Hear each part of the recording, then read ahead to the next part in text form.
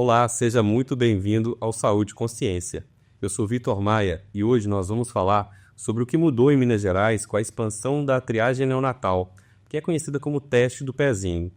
Para falar desse assunto, eu recebo hoje a professora Anne Starling, que é diretora acadêmica do NUPAD, que é o núcleo aqui da Faculdade de Medicina que faz a parte do Programa de Triagem Neonatal de Minas Gerais.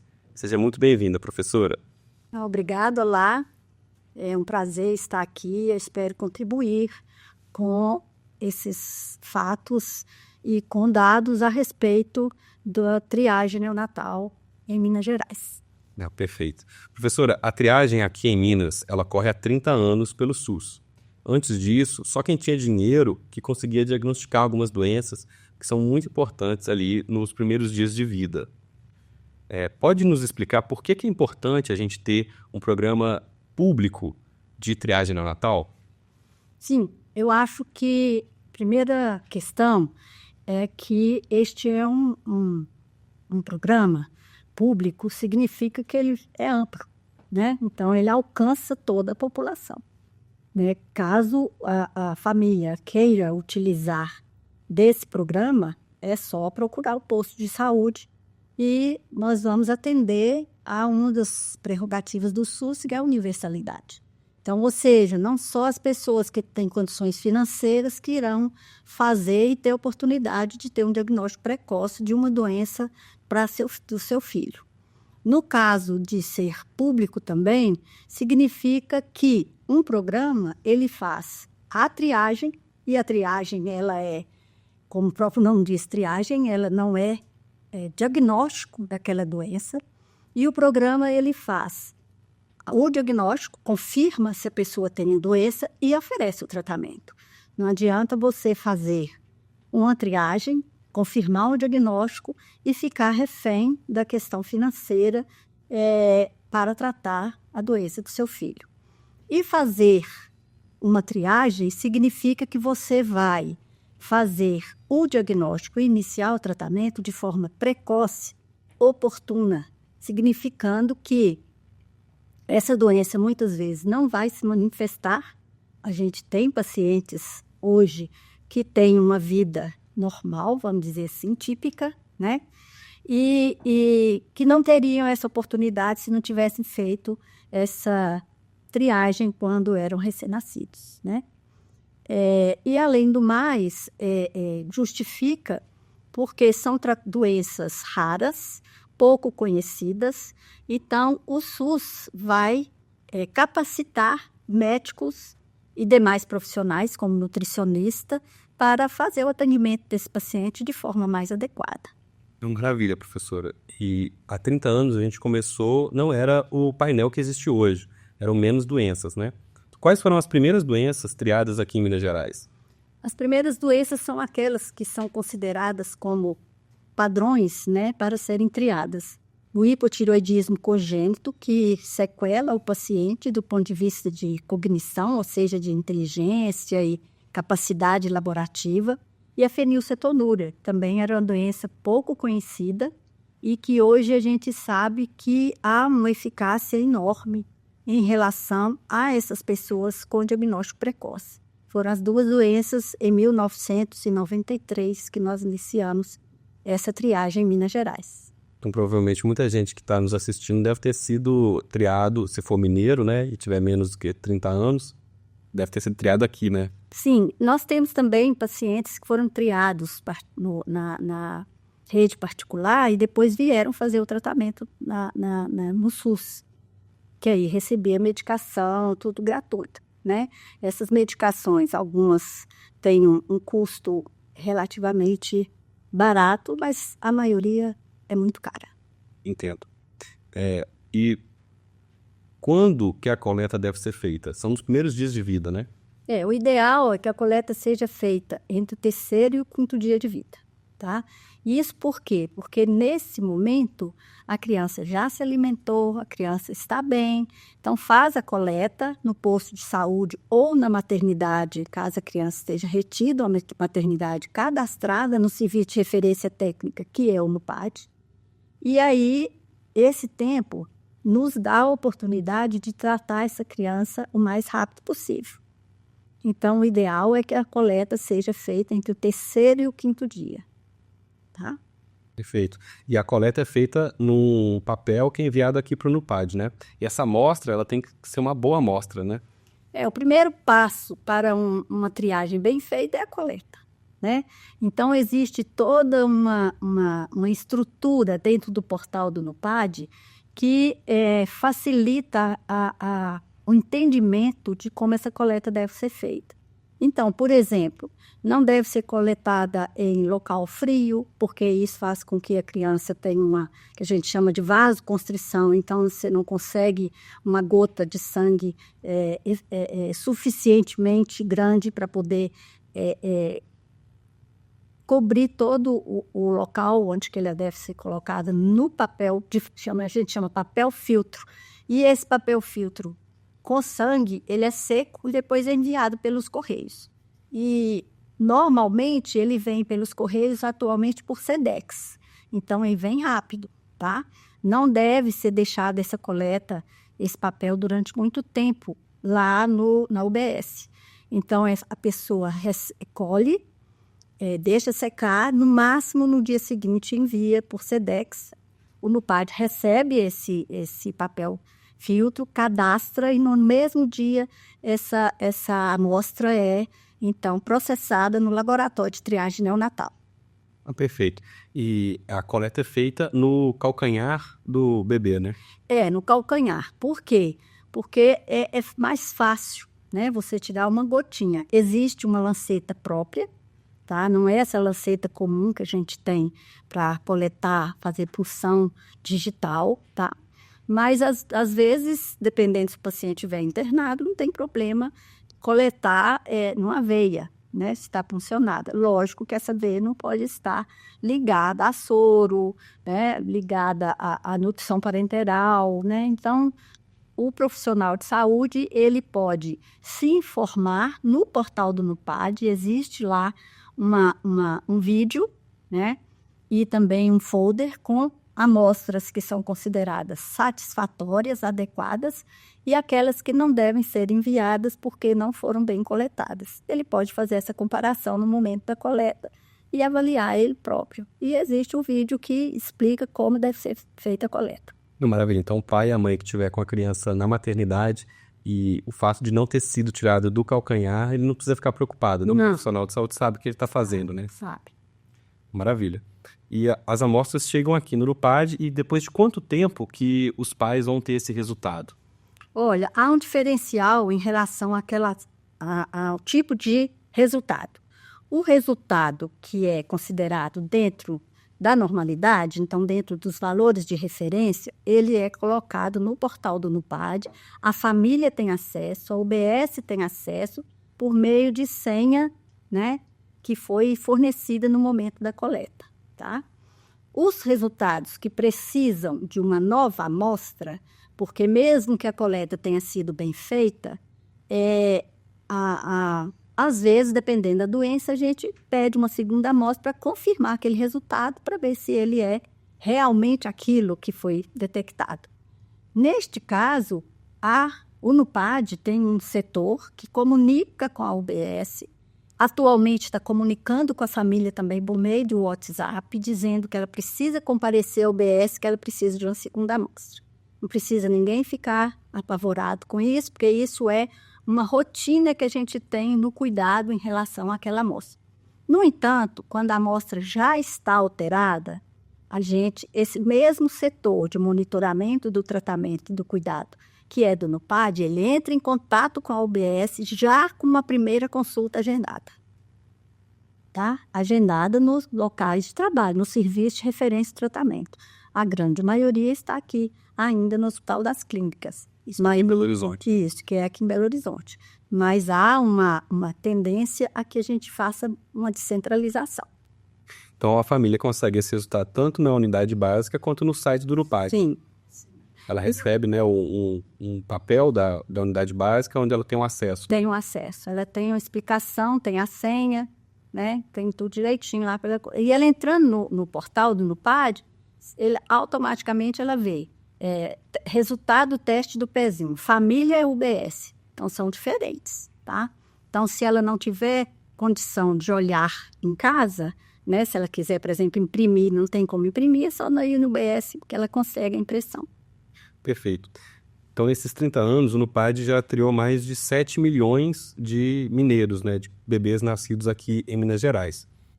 8 mil pacientes já passaram por acompanhamento ambulatorial, né, até 2024. Vamos supor um caso aqui de um bebê triado que teve alguma alteração identificada ali na triagem. O que acontece a partir daí? Bom, como eu te disse, esses pacientes, a família é chamada para comparecer ao serviço de referência no tratamento. No caso, exceto a doença falciforme, que é tratada e é acompanhada, diagnosticada na Fundação Hemominas, qualquer desses hemocentros, né, que a gente tem em Minas Gerais, as outras doenças elas são atendidas ainda aqui no Hospital das Clínicas. Fibrose cística, que é uma outra doença, ela alterna. 6 meses a primeira consulta vem para o Hospital das Clínicas, 6 meses ela vai para o Hospital João Paulo II da rede FEMIG, mas também aqui em Belo Horizonte. Então, esse paciente, de acordo com a doença que ele pode ter, né, ele é submetido à avaliação clínica e a um exame ou mais de um exame que vai confirmar aquela possível doença que ele tem, tá? Confirmando a doença, ele passa, então, a ser tratado naquele ambulatório. Por exemplo, nós temos um ambulatório de fenilcetonúria. O paciente tem essa suspeita, ele vem para o ambulatório, confirma a doença e naquele mesmo dia ele inicia o tratamento para a doença. Ele já recebe atendimento nutricional, porque a doença, o tratamento é praticamente uma doença que vai ser tratada por uma dieta adequada àquele paciente. E nesse mesmo dia ele recebe, inclusive, a fórmula metabólica que ele vai ter que usar. Então, assim, é muito eficaz esse tratamento também. E gratuito para o paciente. Gratuito. Maravilha. Em 2021, professora, houve uma mudança na legislação que alterou o Estatuto da Criança, aumentando o número de doenças que o teste do pezinho brasileiro precisa cumprir. E aqui em Minas Gerais nós estamos muito perto de chegar no número de doenças para cumprir essa legislação. O que mudou no nosso estado com a expansão do teste do pezinho? Olha, mudou em relação ao número de doenças, como você já disse. Em 2021, nós já acrescentamos no teste do pezinho algumas doenças relacionadas ao metabolismo de gorduras, né, chamadas ácidos graxos, que é um erro inato do metabolismo. Colocamos também, recentemente, na triagem, uma imunodeficiência primária, né, ou um erro da imunidade congênita, né, que a pessoa nasce com ela, que é uma doença mais grave também, mas que tem, em geral, um prognóstico bom, favorável, desde que acompanhada ou tratada precocemente. Começamos também com a atrofia muscular espinhal, a AME, né? Então, já foram triadas muitas crianças que estão em tratamento e que estão evoluindo muito bem, né? Lógico que a gente tem dificuldade, não vou dizer que é fácil manter um tratamento de primeiro mundo, tá? Mas é muito próximo, tá? Com relação à AME, por exemplo, as crianças são 13 crianças que já foram diagnosticadas e, pelo que eu sei, né, que eu recebo em relação à evolução clínica dessas doenças, o que a gente percebe é que eles estão muito bem. Seriam crianças que não teriam uma qualidade de vida boa, né? Pelo contrário, a tendência era piorar ao longo dos anos e elas estão normais, se não todas, a grande maioria. Que ótimo. Então, dá uma nova perspectiva para aquela família inteira, né?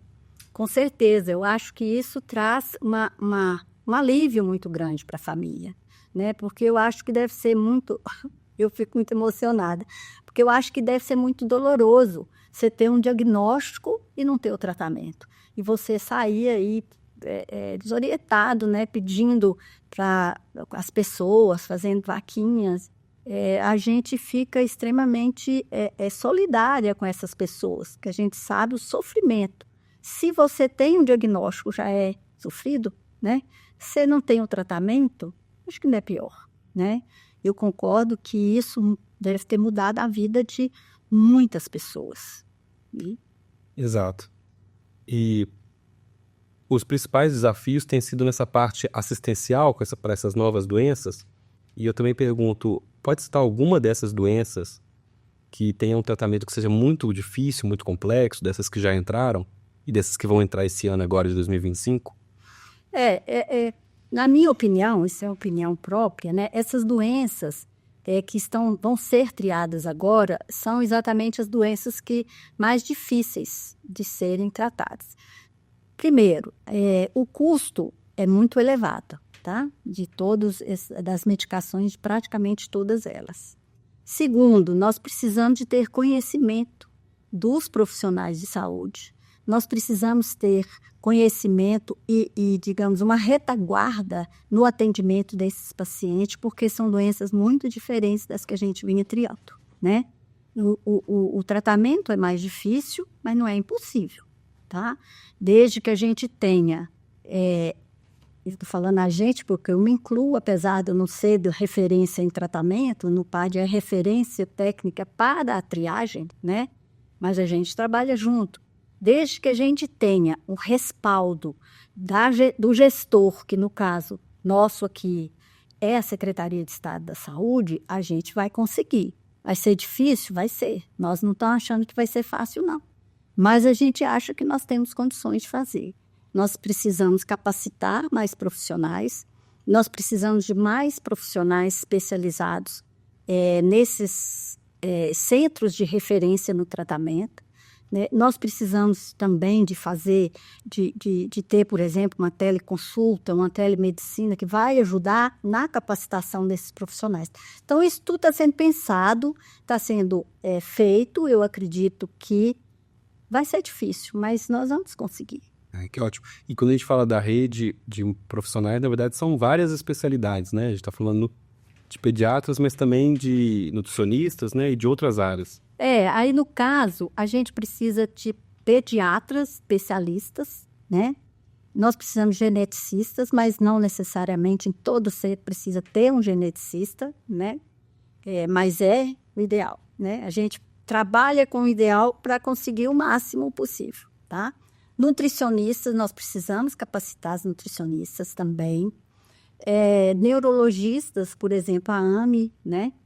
Fisioterapeuta na AME também, que ela precisa. Então, tem doenças assim que precisa de toda uma equipe bem estruturada no atendimento, seja no local ou seja por teleconsulta ou telemedicina, em que a gente vai capacitando o profissional enquanto ele está fazendo o atendimento daquele paciente. Eu acho que é super importante a gente saber disso. Perfeito. E essas doenças, elas são muito pouco conhecidas da população, né, professora? Provavelmente com a expansão, a própria população, os profissionais de saúde, claro, mas também a população vai ficar conhecendo mais um pouco dessas doenças, né? Eu acredito que sim, né? À medida que são tantas doenças, Vitor, que a gente às vezes tem até dificuldade em saber quais são. E são doenças muito raras, né? E uma coisa, nós vamos saber a real incidência dessas doenças na nossa população daqui a 2 anos. Né? A gente não sabe, tem assim, a incidência de tal doença é 1 para 200 mil. Então, você imagina, bom, em Minas Gerais vai ter um paciente desse por ano. Não, porque é uma triagem. Então, você vai ter mais pacientes, mas um vai ser confirmado. Ou não, às vezes aqui ele vai ser mais frequente, ou aqui ele vai ser menos frequente. Então, a gente trabalha um pouco com um futuro um pouco na penumbra, né? Vamos ver o que vai acontecer. Por exemplo, a fenilcetonúria, em muitos países, em cada 10 mil nascidos vivos, você tem um fenilcetonúrico. Aqui é 1 para 21 mil, né? A AME, que é uma doença muito frequente, ela está dando mais ou menos 1 para 10 mil, enquanto na no geral, é esperado entre 1 para 6 mil e 1 para 10 mil, ou seja, nós estamos no meio aí da incidência geral, né? Eu acredito que nós vamos conhecer mais, os profissionais de saúde vão se preparar mais, estar mais preparados futuramente. No momento, nós estamos tentando fazer a triagem da maneira mais adequada e fazer esse tratamento que é monitorado pelo serviço de referência, né? Então, o paciente ele é acompanhado o tempo inteiro pelo setor de monitoramento do cuidado do NUPAD. Ou seja, a gente vai saber se esse paciente está sendo atendido, onde que ele está sendo atendido, se está tendo disponibilidade de exame, de tratamento. Perfeito, professora. E para finalizar, qual mensagem que a senhora gostaria de deixar para as pessoas que nos acompanham sobre a triagem neonatal feita pelo SUS aqui em Minas Gerais?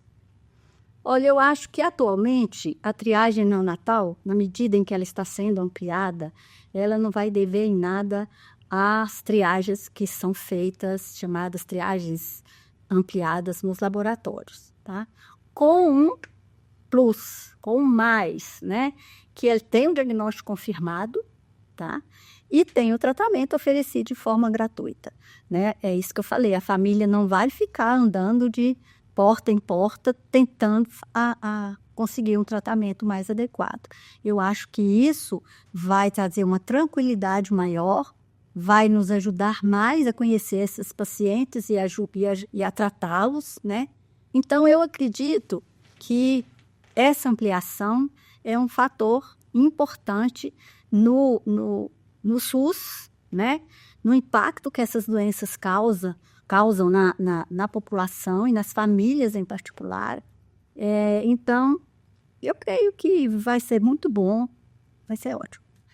E também tem uma questão do tempo, né, professora? Quando já está dentro aqui do programa do SUS, é muito rápido essa comunicação interna, né, para iniciar o tratamento e mudar o rumo dessa família, né? Eu até esqueço até de falar isso, porque isso é um negócio assim, que é quase que automático para a gente, né? Então, saiu um exame alterado que precisa desse paciente estar aqui, todo o esforço é feito para trazer esse paciente no tempo mais rápido possível, né? Naquele que, às vezes, a paciente mora muito longe e tudo, a gente tem todo um sistema de conversa com as prefeituras, com as referências naquele município, que vai fazer com que esse paciente venha naquele dia daquela consulta agendada. E há uma confiança muito grande desses profissionais e um comprometimento desses profissionais das UBSs com esses pacientes também. Perfeito. Professora, muito obrigado pela sua participação aqui no Saúde e Consciência. Obrigada, eu agradeço a todos. Espero ter sido útil. Eu acho, professora, pode ter certeza. O Saúde e Consciência fica por aqui. Nos acompanhe para ver mais conteúdos como esse. Informação é saúde e até a próxima!